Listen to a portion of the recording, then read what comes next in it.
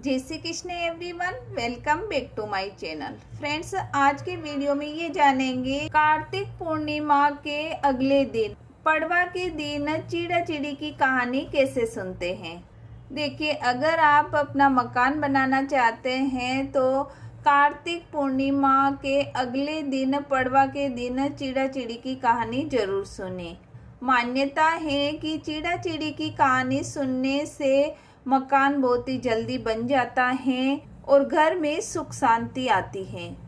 देखिए, जो कार्तिक स्नान कर रहे हैं वो भी चिड़ा चिड़ी की कहानी सुनते हैं, तभी कार्तिक स्नान पूर्ण माना जाता है। लेकिन अगर आप कार्तिक स्नान नहीं कर रहे हैं तो भी आप कार्तिक पूर्णिमा के अगले दिन आप चिड़ा चिड़ी की कहानी जरूर सुने। देखिए, जहाँ पर भी ये मकान बना रहे हैं उस जगह को पहले अच्छे से साफ कर देंगे और ये कहानी सुबह या शाम या चाहे जब ये कहानी सुन सकते हैं। अगर आप सुबह नहीं सुन पाए हैं तो शाम को भी ये कहानी सुन सकते हैं। तो हम पहले आटे से मकान बना देंगे। आप चाहें तो चावल लेकर भी ये मकान बना सकते हैं, गेहूं लेकर भी ये मकान बना सकते हैं। देखिए, ये कहानी आप किसी मंदिर में जाकर भी सुन सकते हैं, वहाँ पर भी इसी तरह का घर बनाकर कहानी सुनी जाती है। और अगर आप घर पर ये मकान बनाकर कहानी सुन रहे हैं तो आप कहीं भी स्वच्छ जगह पर ये मकान बना लें और जिस तरह आपको पसंद हो उसी तरह आपको कमरे बनाने हैं इसके अंदर और मकान बनाना है। कमरे के हमें दरवाजे खुले हुए रखने हैं। तो पहले हम मकान की इस तरह देखिए बाउंड्री बना देंगे और अंदर हम रूम बना देंगे। जिस तरह आप अपना मकान बनाना चाहते हैं उसी तरह आप कमरे बना लें। उसके बाद चिड़ा चिड़ी बनाए जाते हैं। तो आटे से चिड़ा चिड़ी बनाए जाते हैं। आटे के अंदर हमें नमक नहीं डालना है। तो इस तरह हम चिड़ा और चिड़ी बना देंगे और यहाँ बीच में बिठा देंगे। उसके बाद हम चुगे के लिए चावल या खील जो भी हो आप रख सकते हैं, यानी चिड़िया को हमें दाना रखना है। उसके बाद कुछ मीठा रख देंगे। तो आप चाहे तो मखाने रख सकते हैं या फिर मिश्री रख सकते हैं, नहीं तो इस तरह आप पतासे रख दें। दिए आप घी के, तेल के, किसी के भी जला सकते हैं।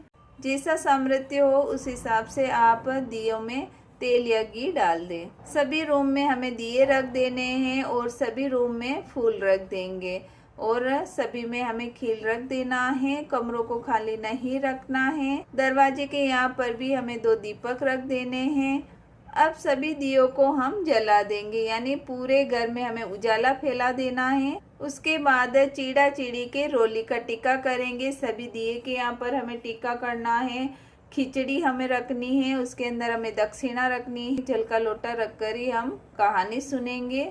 तो जल के लोटे के यहाँ पर भी हमें रोली का टीका कर देना है। हाथ में अक्षत या फिर खील लेकर हम कथा सुनेंगे। तो आइए चिड़ा चिड़ी की कहानी सुन लेते हैं। इस कहानी को कार्तिक माह की पूर्णिमा के अगले दिन प्रतिपदा यानी पड़वे के दिन सुनी जाती है। एक बार की बात है कि 4 चिड़िया थी। वह चारों ही कार्तिक स्नान करती थी। पड़वा यानी प्रतिपदा के दिन उन्होंने सोचा कि खिचड़ी बनाते हैं। सभी ने मिलकर घी, चावल तथा दाल का जुगाड़ किया और खिचड़ी बनाई। सबने सोचा कि पहले नहाकर आते हैं फिर खिचड़ी खाएंगे।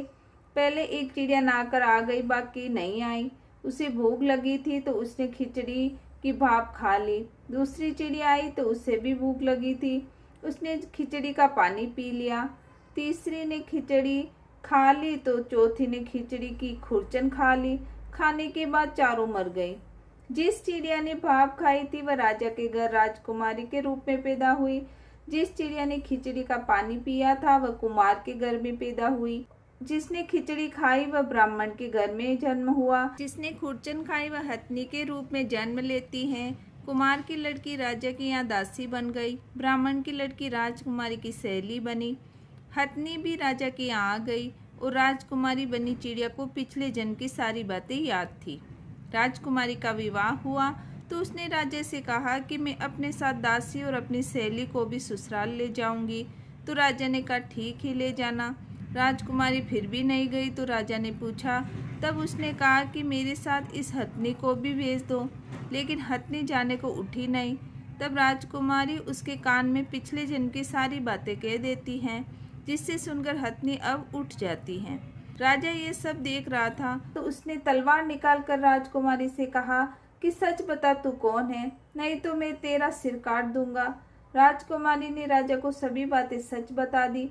पिछले जन्म की सभी बातें सुनकर राजा बोला, यदि कार्तिक स्नान का इतना महत्व है तब हम भी जोड़े से कार्तिक नहाकर दान पुण्य करेंगे।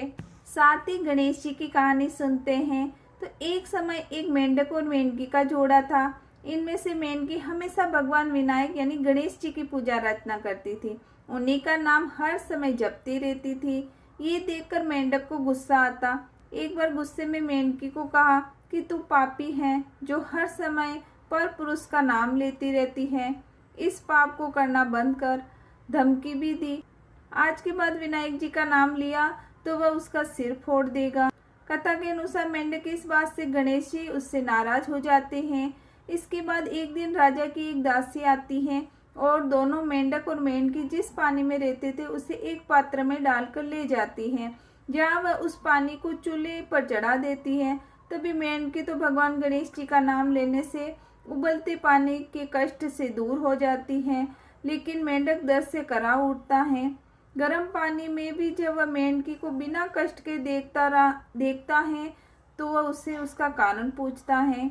इस पर वह गणेश जी को ही उसका कष्ट दूर करने वाला बताते हुए मेंढक को भी ऐसा ही करने को कहती है। ये सुनकर जान बचाने के लिए मेंढक गणेश जी का नाम लेने लगता है। इससे गणेश जी प्रसन्न हो जाते हैं। कुछ देर में ही दो सांड लड़ते वहां पहुंचते हैं और चूल्हे पर चढ़े पानी के पात्र को गिरा देते हैं, जिससे मेंढक व मेंढकी दोनों उस कष्ट से मुक्त हो जाती हैं। नदी की पाल में गिर जाते हैं। कथा के अंत में सबके साथ में ये कहा जाता है कि गणेश जी महाराज ने जिस तरह मेंढक और मेंढकी का संकट दूर किया, वैसे सबका संकट दूर करना। बोलो गणेश जी महाराज की जय। कहानी सुनने के बाद जो हाथ में हमने खीर या चावल लिए हैं उनको चिड़ा चिड़ी को थोड़ा समर्पित कर देना है और थोड़ा हमें जल के लोटे में डाल देना है। तो इस तरह कहानी पूर्ण हो जाती है। उसके बाद हाथ जोड़कर पूजा में रह गई कमियों की क्षमा याचना करेंगे और मनोकामना पूर्ण होने की प्रार्थना करेंगे। मैंने यहाँ पर खिचड़ी और दक्षिणा भी ली है, तो आप ये किसी को भी दान कर दे। और जो जल का लोटा है वो हमें सूर्य भगवान को अर्घ दे देना है। उसके बाद ये मकान है वो 2-3 घंटे के बाद आप उठा सकते हैं। जो भी आपने चिड़ा चिड़ी बनाए हैं या फिर ये आटा है वो चींटियों को डाल सकते हैं या मछलियों को डाल सकते हैं। अगर शाम को आप पूजा कर रहे हैं तो अगले दिन सुबह आप ये मखान को उठाएं, और सुबह कर रहे हैं तो आप दिन में या शाम को कभी भी उठा सकते हैं।